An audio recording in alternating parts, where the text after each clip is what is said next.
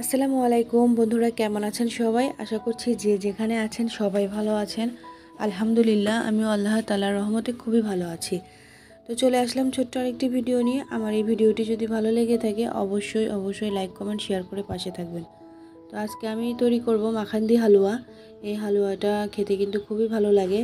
এই হালুয়াটা রান্না করার প্রসেসিংটা একটু কঠিন। তো সচরাচর আমরা যে হালুয়াটা রান্না করি এর থেকে একটু আলাদা। তো প্রথমে আমি 2 কাপ দুধ নিয়ে নিলাম। এর ভিতরে 1 কাপ পরিমাণ সুজি দিয়ে আমি এখন ভিজিয়ে রাখবো প্রায় 20 মিনিটের মতো। তো এই তো দেখতে পাচ্ছেন দুধের ভিতরে আমি সুজিটা দিয়ে দিয়েছি। এখন হালকা হাতে নাড়াচাড়া করে এখন এটা 20 মিনিটের জন্য রেস্টে রেখে দেব।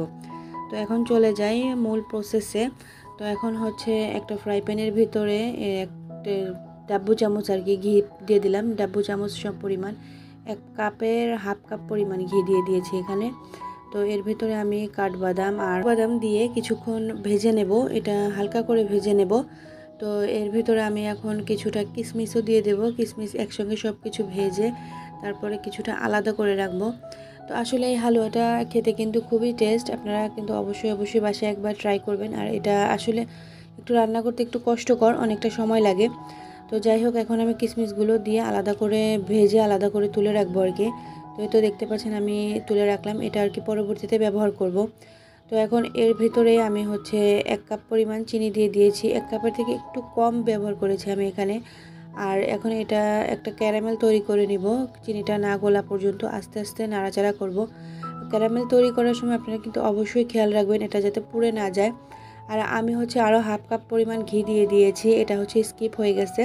তো এটাতে আপনারা অবশ্যই চেষ্টা করবেন ঘিটা ব্যবহার করার জন্য, তা না হলে আসল মাখান্দি হালুয়ার যে টেস্ট ওইটা কিন্তু পাবেন না। তো এখন আমার ক্যারামেল তৈরি করা হয়ে গেছে। তো হচ্ছে এখন আগে থেকে যে সুজিটা আমি ভিজিয়ে রেখেছিলাম দুধ দিয়ে, তো সেটা এখন এর ভিতরে দিয়ে দিলাম।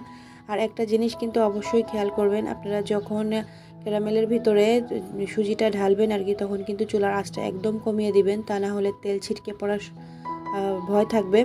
তো আমি এই যে দেখতে পাচ্ছেন এখন এর ভিতরে দিয়ে এখন অনবরত নাড়াচাড়া করব। এটা কিন্তু নাড়াচাড়া করতে হবে অনবরত, একটু থামা যাবে না, কারণ তা না হলে এটা হচ্ছে দলা পেকে যেতে পারে। তো এখন এর ভিতরে আমি সামান্য পরিমাণ লবণ দিয়ে দিলাম আর হচ্ছে আরও 1 কাপ পরিমাণ চিনি দিয়ে এখন ভালোভাবে নাড়াচাড়া করব।